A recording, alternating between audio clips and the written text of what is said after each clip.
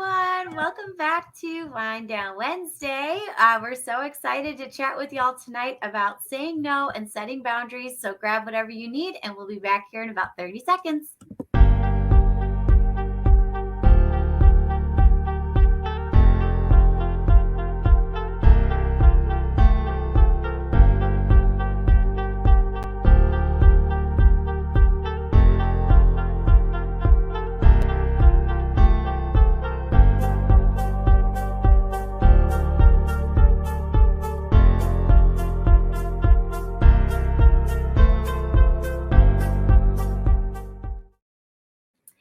All right. Rachel, I'm so excited to chat with you. How are you? Doing pretty good. How are you? Good. I'm good. I'm so excited for this topic tonight because I feel like this is something that everyone really needs. I know we were just talking like we really need this too for ourselves. I mean, This it's is one of those things that nobody teaches you how to do. no. It's not a part of our teacher prep program. It's not a part of like PLC groups or anything like that. It's just kind of like one of those things you figure it out or you don't. And it's hard in the meantime trying to navigate Yep. it all. Oh my gosh. Well, and then we add the layer of being the multilingual educator on top of it. And that's even harder when you're potentially the only person in a building or in a situation to be called upon. So they say, hey, Carly, will you sit on our SIP team? Sure. Hey, Carly, will you be on the math committee? All right. Hey, Carly, we really need multilingual representation on the ELA committee. But we need somebody on the science committee. And you're like, I don't have when am I supposed to do my own lesson plans? Yeah, exactly. And it's wonderful. Like I always try, and I think that's part of like why I always struggled in that scenario because I appreciated like the desire to have representation. Like, and I was always so eager, like I was like, yes, like let me use this as an opportunity to advocate for those I serve. But at the end of the day or at the end of the week, you're on like 86 committees and you're like, wait a minute, what just happened? Well, and then if you can balance, if you're saying yes to all those types of committees, that oftentimes means you're being pulled from your classroom or whatever your role is. And so I remember one year feeling like there was like a 4-week stretch where I felt like I was out of my classroom almost twice a week. Yes. And I'm like, I can't do that. Like, that's not good for me. It's not good for my students. Exactly. And at the end of the day, right? Like we're doing all this extra work, all this advocacy work for those we serve. So we actually have to like be present, like physically there, right? For those we serve. And it's really hard to do. And like we said, like we don't ever get told like it's okay to say no. It's so much. It's so much. It's so, and then it's that, it comes back to some of our systems and educating of everyone around how do we all approach this work with a multilingual, multicultural lens. And I'm not the only one carrying it. Yes. And Elise is joining us. She said, yes, I'm exhausted, but it's hard to stop. Yes. Like speak the truth. Like that is absolutely the case. And I would find myself like, so if I was approached, like sometimes it wouldn't even be someone approaching me. It was like kind of me demanding a seat. Like, so it was a little bit of both of those things happening. Cause I'm like, wait a minute, why is there not an EL presence or a multilingual presence on the gifted, matrix team? Because I want to make sure my students have access to that type of programming. Or like, hey, this district level decision is going to be made. Like we need to make sure because this is going to impact our students down the road. But it's so much and so hard. And yeah, how do we start to then like build capacity and like ignite a passion for this particular student and all student groups really. Yep. So that the responsibility isn't just falling on one person or just one department. Yes. And like I always felt too that like I wanted a seat at the table because I I was sick of our bilingual programming, our multilingual programming, being the second layer of like, well, I can't figure out our, our Spanish language arts curriculum until we figured out our English language arts curriculum. Yes. Yes. Or we can't figure out how to scaffold supports for students in the ELA until we have the base down, right? But we miss is in there. You hit the nail on the head. That's like always like, well, we'll get to you. Just wait your turn. Like first we're going to plan it without your kids in mind at all. And then we'll get back to you. And like, we're going to call it a Band-Aid, right? And you're just going to tweak it for your kid. Like that's always like, And that was one of my pet peeves. And I'm not going to call anybody out today, but at the same time, like I would get frustrated by doing the gen ed curriculum work and then being asked, well, now you translate it. So now I'm doing twice as much committee work. Yes. I'm still doing the work as the teammates on the committee to do the original development. And then you're asking me to translate on the side. I don't care that I get to fill out a timesheet and you're going to pay me. I'm still now doing double the work that everybody else is doing. Yes, exactly. Exactly. That's a huge piece too. It's almost like a punishment for, having this additional language skill. And it just kind of. And then when you are the person who did that work, then other people in the district will go, who did this? Who translated that? Me. I was the only one. Yes, it was just me. I had no help. I don't know what to do. That's right. Yes. Oh my goodness. So do you have is there a go-to phrase or what are your tips and tricks for helping yourself stay not overcommitted, or how do we start to get ourselves in a space, in a mental space, and being able to say to people no, I can't do this right now. I think we have to develop some of that self-confidence in that I'm already doing a lot. And you know what? At the same time, even if you're on no other committees or you're not on anything, you're still allowed to say no. And, we're all in different seasons of our lives. Yes. And we don't, not everybody wants to share every single bit of their personal lives with their colleagues. And so I don't think it has to. I think we need to get more comfortable in saying, I don't have the capacity for this. Yes. Yep. And I felt that way at one point in a previous role as an administrator of trying to advocate for an additional support staff on my team and saying, I can do all of these little things, but I'm not going to do them as well as if I had some help where I could narrow them down. Yes. And so, I think it becomes more as I'd be happy to sit down, if a principal comes and says, hey, I need you on this committee too. And you remind them, well, I'm already on these two. Yeah. And I'd be happy to help talk through things with you. Yeah. And maybe give some recommendations of other staff members who might do well. Yes. I think this would be a really cool opportunity. I was just having this conversation with this other staff member. This might fit really nicely into their professional goal that we were talking about. Yeah, absolutely. And I think I appreciate so much that you said if my principal is the one approaching me, so many of us, I think I am still very much, I think I just always will be. I don't know if it's a generational thing or what, but I'm always nervous if I get approached, I must say yes, because then I won't if I say no, they'll think I'm not a team player or I'm not, doing whatever it takes for those I serve. So I think that's another thing too, is being able to say, this cannot impact my overall evaluation, because that's problematic.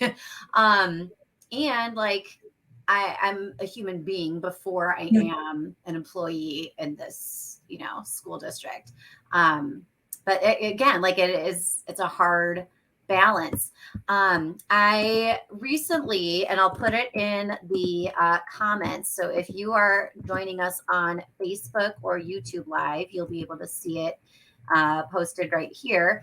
But this is a blog post that I put on my blog. I don't remember when. and it was about saying no. Advocates say Mhm. no.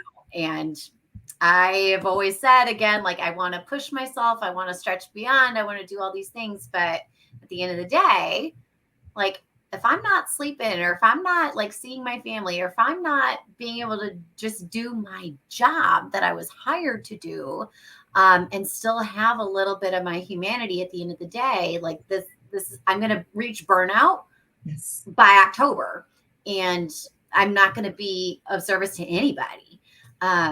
So it's a healthy habit to develop the ability to say no, so that we can say yes to other things.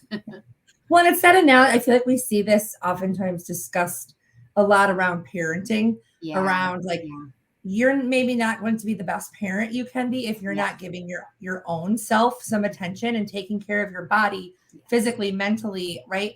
And it's the same thing. Like, I'm not going to be the best teacher Right. if I'm not taking care of the students in front of me. Yep. And as much as we want to try to advocate for every student across the district, we have to remember that these kids who are in front of us deserve us just as much. Yes, exactly. Exactly.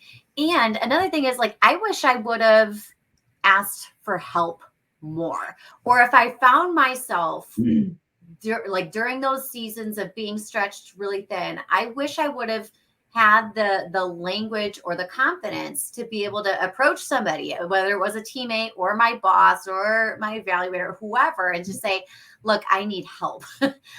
This is not sustainable. And even just like, even if we just had like a post-it and wrote down some of those words just to hold on to, and like practice saying them out loud in your car on the way to work, or like in the mirror in the morning, just practice every now and then, practice that no.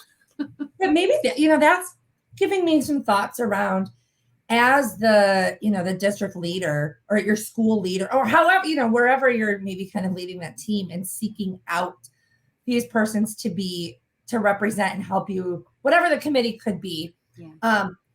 How do we maybe even set up some systems that allow for somebody to put your name on the post-it and put it in my mailbox that just says, I need help, I need more support, I can't do that one, I'm sorry. Yes. Like, yes. And you know what? I think it's that thing too. I just did it. I just apologize for not doing, like, I don't have to apologize for that.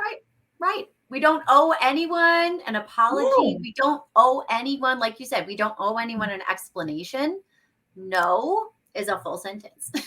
Like, no, period. No, thank you. Done. Yeah.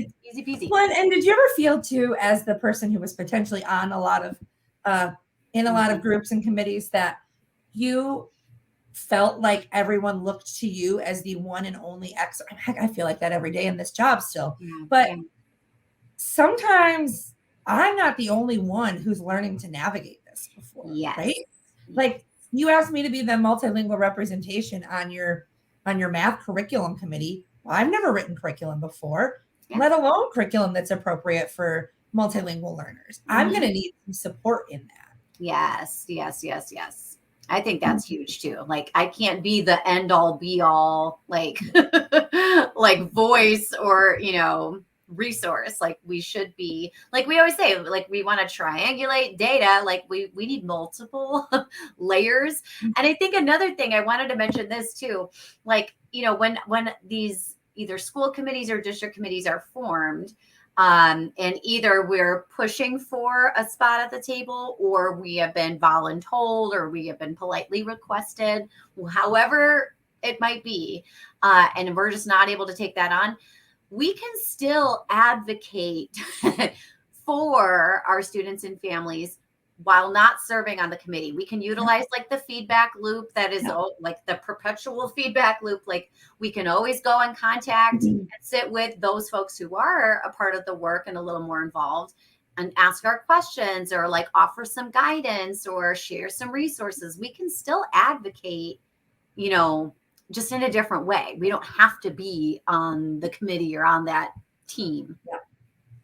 Well, and then I think we need to be strategic from, a leadership perspective of when asking, staff members to serve on these types of committees. Like, where do I need my heavy hitting, like, advocacy in that moment? it's probably not on building committee. Right. Like, it's very true. Yep. And like, I think school culture is like one of those things that is just kind of like it waxes and wanes, right? So there might be moments where you're like, you know what? I think we're in a really good place right now, or like, in a place where I can like be okay taking my pause and my step back here. And it doesn't mean I'm quitting the work, or like I'm not, gonna still advocate. But I am gonna go ahead and step back a little bit. yes. I And want to share. Oh, go ahead. I'm thinking times of year. Like, don't ask a multilingual teacher to do a little extra in the months of January and February. And then if they're an intermediate teacher or middle, like, don't ask them for the rest of the year. Like, we're testing. Like, you know, and I can't say yes while I'm trying to organize all my access tests. Right. Exactly. Or if I'm trying to organize all of the testing schedules and all the accommodations and all the locations and all the retakes, I'm trying to manage all that, and I'm not being supported in that season. It's going to make it really hard for me to say yes or take on anything additional. I want to share. So Laura Gardner, she is like the founder and CEO. She has this company called Immigrant Connections. And I want to share, and I'll link it in our comment section, but she has this post. And it's got all of these like red flags. And so I love how she laid out the post. I think it's a great read. But it's like, what does it say? You're an EL teacher with boundary issues when, and she lists out 10 red flags. And I'm like, ooh, yeah. Like I can identify like certain moments of my teaching career where I'm like, ooh, that one is. I see it. Yeah. Well, and I think some of this goes, it's us as individuals being confident in saying no and recognizing all the things. Maybe we need to list it out before we say yes. Of like, what else am I doing? Like, I need to review my list before I can say yes. And you know what? You might not have to review. Like, it might just already be in your head, and you're like, it's a hard no this time. Yep. But and maybe it's something where we're able to say no, but say this. I can't join that committee right now, but please ask me again in the future. Like, don't just push me off. Yes. Exactly. I love that. And I think we have to build up the culture of our school community as a teaching, group of teachers, so that we trust each other enough. Because I remember having those feelings of, well, I'm the one that knows everything. Yeah. Yes. Everybody else does too. Exactly. Yep. Amen. Maybe I am the EL teacher, but this teacher next door, like, she's got some really great experience doing this and this, like, and I'm learning so much from her. Yeah, absolutely. Looking towards, beyond our titles, and looking at, everybody's varied experiences, varied levels of expertise in different topics. That's huge. And I want to mention this resource too, just because I mentioned it in my book. In chapter 10 of my book, I talk about one of my gazillion rock bottom moments, because I was so burned out, because I didn't ask for help, and because I was stretched way too thin. But this is a really, really wonderful resource. So this is the Educator's Matchbook, and this is written by Mandy Freilich, and it's like a nice pairing. So she has several books, like so many books. And let me see the name of. Okay, so she's got The Fire Within, Reignite the Flames, Divergent EDU. So this is like a nice pairing. But I really love this. This is like an actual workbook. So you can like write in it and like use it as a workbook. Like, I'm such a geek though. Like, I'll use the transparent sticky notes and write on top instead, because I'm a geek. But she talks about like what burnout is, and what like just fatigue is, and then like what is demoralization. And walking through some of these tools, I'm like, whoa, like, and sometimes being able to name something brings me a sense of comfort. Like, oh, wait, this is actually beyond burnout. This is demoralization. This is different. So I need to Yes. like almost like treat it in a different way. So she has fantastic resources. So I'll link that resource in the chat as well, because it's a really, that one has really helped me a whole lot. Yeah. Oh, You know, it makes me think too that like we don't, as an educator of multilingual learners, as the so-called school-based expert potentially in a building, I still don't have a magic formula that I can bring yes. to the table. Yes. Yep. At the end of the day, we're still talking about individual human beings who, like, every kid is different. Every language learner is different. Yes. Yes. That's right. That's right.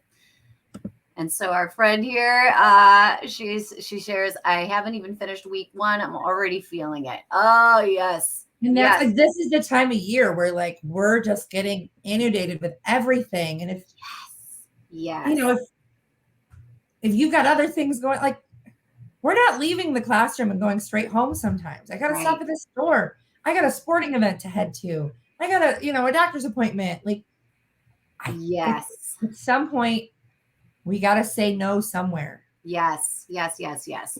So if you are watching this, we would like to challenge you.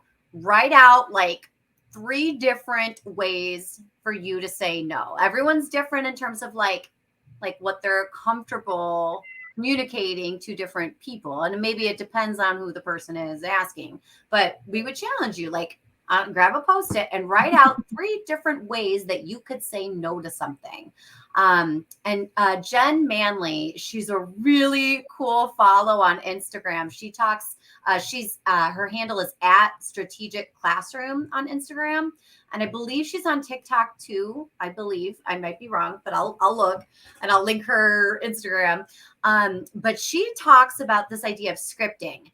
And I've heard of scripting from like administrators, like, just different like messages that you would send like at different parts of the school year. So like a welcome back email, and like, oh, testing season's coming. Here's my, kind of like a script that I would send out to staff. So that is one script that I would encourage everyone to like work on today or work on tomorrow.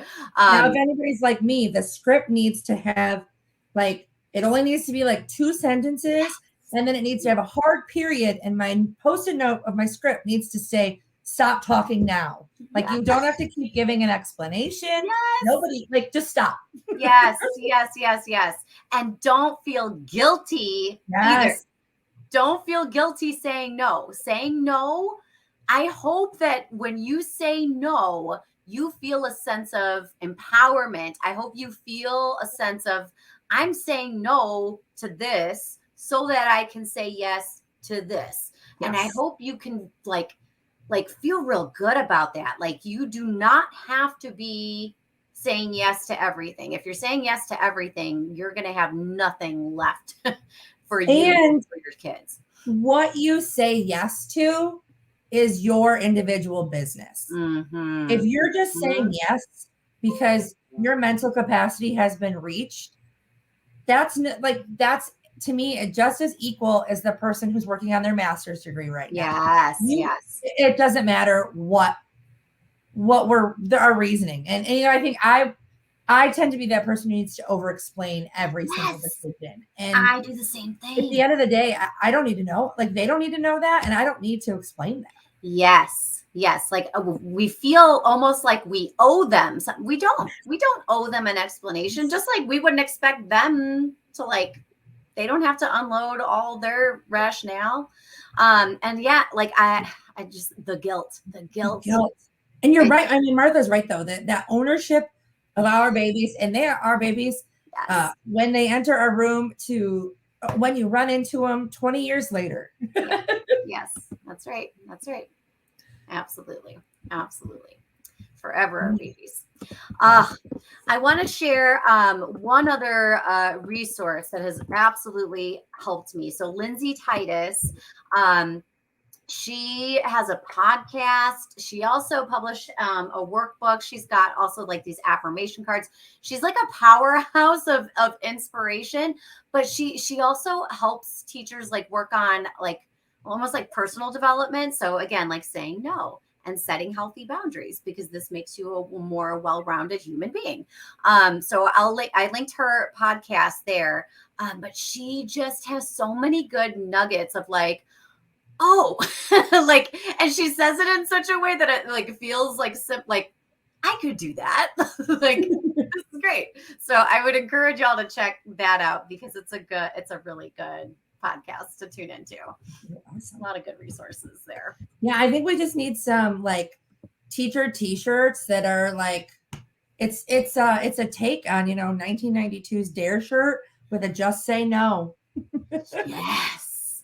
In fact, now I'm going to write this down, because I'm going to make a little Canva infographic, and I'm going to say, just say no. And I'm going to quote you, Rachel. And let's put it on our socials today. Yeah. Because I think that's huge. Just say no. And we got to encourage each other.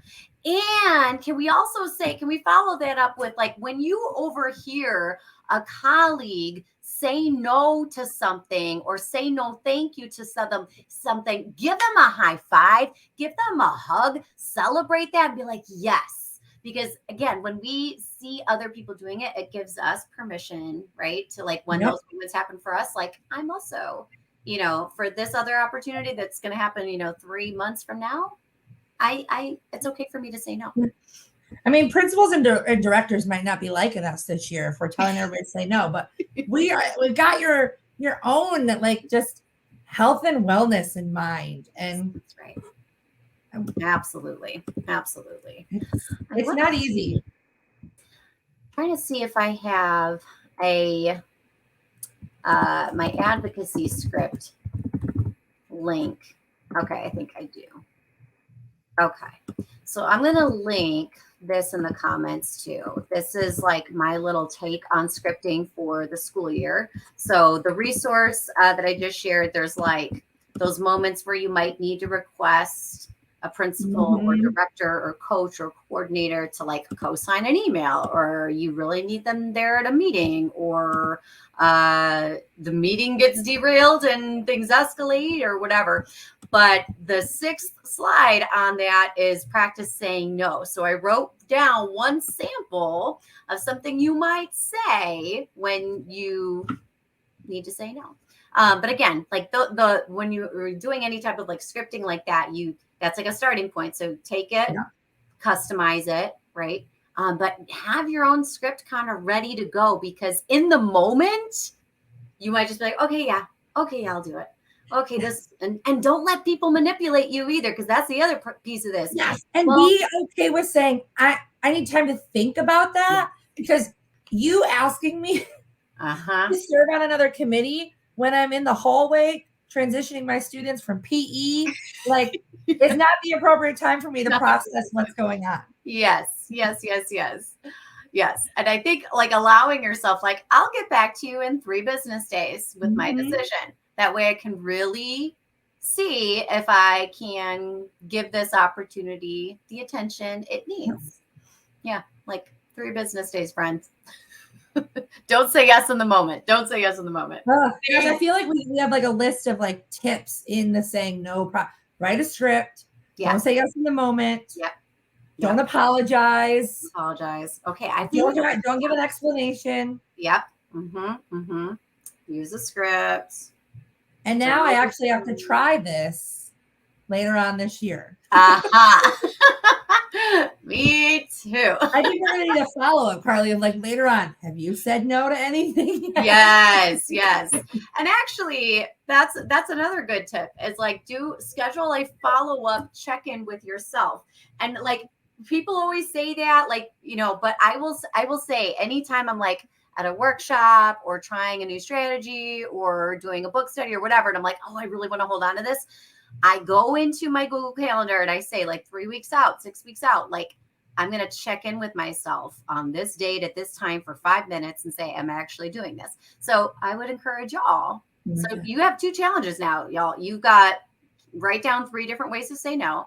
And then the second challenge is put a date in your calendar, maybe the end of October, when all the benchmarking data is happening, right? Like intervention things are getting set up, all of those things that happen.